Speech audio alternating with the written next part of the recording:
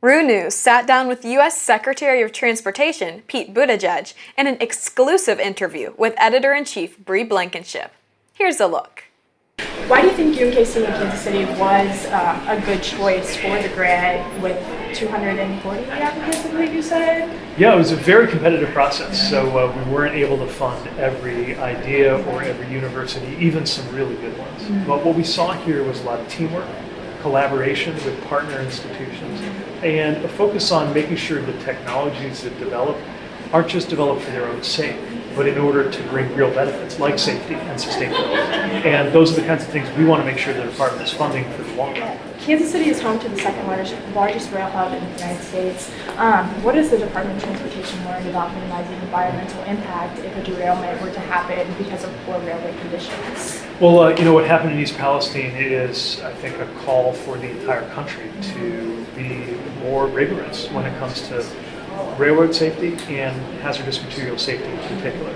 We've been working on a number of measures, including making sure there are higher standards for crew size and staffing on board trains, and a higher rate of safety audits to see if everything is being inspected and maintained the way it should be. But I think there are more things that we're already learning from this case that need to be applied. We're looking at everything from the way that trains are classified as hazardous to kinds of equipment alongside the rail that can detect whether there's a condition in the wheels or in the car that might lead to a failure.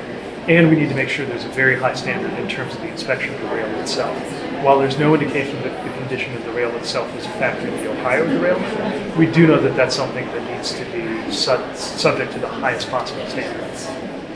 We've known for a while that our airports in this country need work. And so to see a world-class terminal facility like that has everything from an excellent design that I think is going to help people get to where they need to be, to just a great look and feel, including the work of local artists incorporated into the design. That's what it looks like for the U.S. to have world-class airports. And it's one of the reasons why we work so hard to get airport funding in this bill.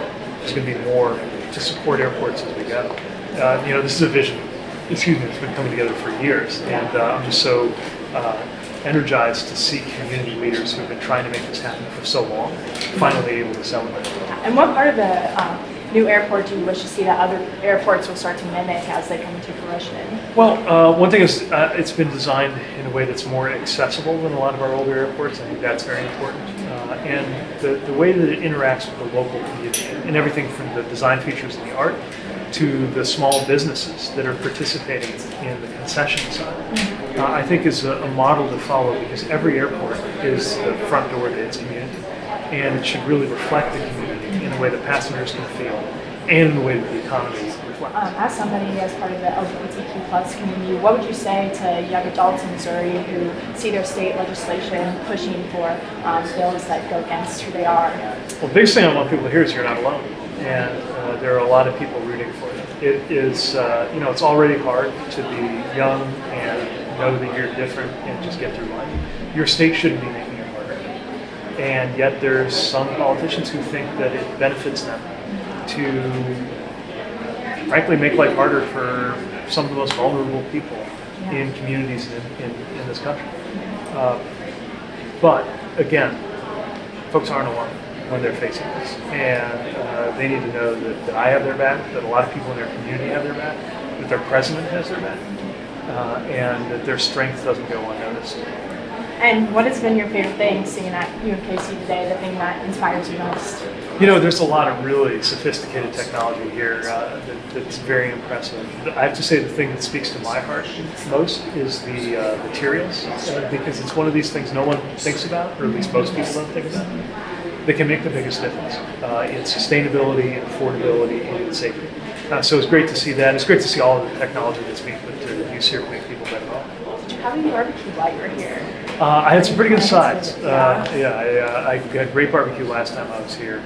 Gave up meat for Lent, but that's not stopping me from enjoying some of the potatoes and beans. Yeah. Where'd you go? I'd have to check with the team on where they sourced it from. They can tell you. That's all I have for you. Thank you so much for taking your time. Same here. I really